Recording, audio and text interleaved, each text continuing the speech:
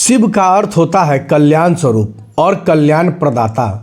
परम ब्रह्मा के इस कल्याण रूप की उपासना उच्च कोटि के सिद्धो आत्म कल्याणकारी, सर्व सिद्धिदायक और सर्वश्रेयकर माना जाता है। जहाँ भगवान शिव की चर्चा होती है, उनकी पूजा अर्चना होती है, उसे शिव चर्चा कहा जाता है।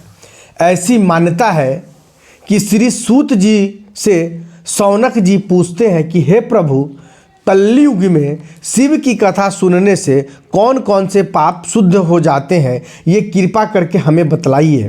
तब सूत जी महाराज शौनक जी से कहते हैं कि जो मनुष्य पापी, दुराचारी, छल, काम, क्रोधी आदि में निरंतर डूबे रहने वाले होते हैं, अगर वो भी शिव पुराण का श्रवण पाठ कर ले तो अवश्य ही शुद्ध हो जाते हैं, इसमें कोई संदेह नहीं है।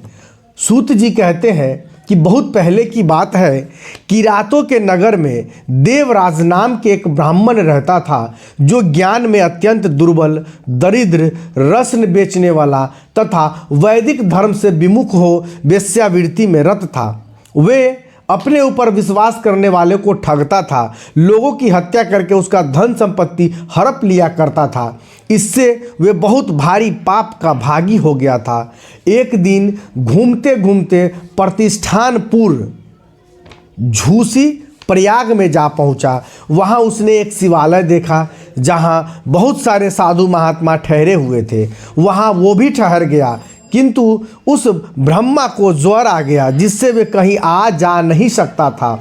उस शिवालय में रोज शिव की कथा होती थी, जिसे वो रोज सुनने लगा। एक मास के बाद ज्वर से अत्यंत पीड़ित होकर चल बसा। यमलोक से यमराज के दूत आए, उसे यम पाश में बांधकर बलपूर्वक यमलोक ले जाने लगे। इतने में शिवलोक से भगवान शिव के दूत आ गए उस ब्राह्मण को शिवलोक ले जाने के लिए। दोनों लोकों के दूतों के बीच विवाद हो गया। यम के दूत कहने लगे, यह बहुत पापी है, दुराचारी है, इसने जीवन में बहुत सारे पाप कर्म किए हैं, इसलिए इसे यमलोक ले जाने आया हूँ।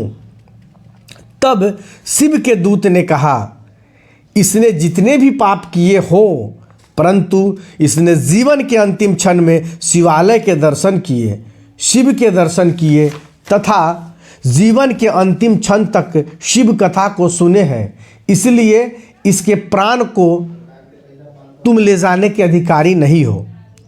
ये शिवलोक के भागी हैं। और शिव के दूत उस देवराज नामक ब्राह्मण को शिव के धाम